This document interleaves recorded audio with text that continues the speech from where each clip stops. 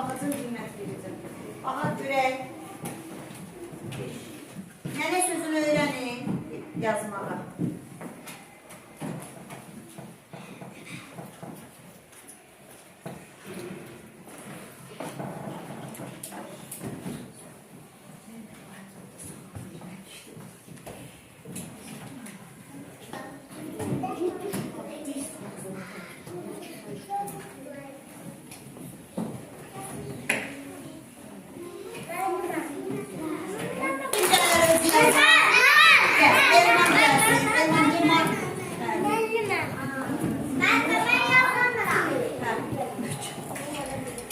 Yazsın göre, Elman nene yazsın.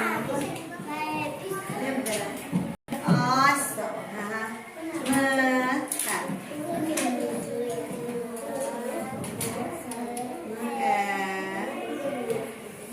Sonra?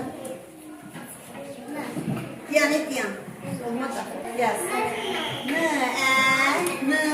Yine n yaz.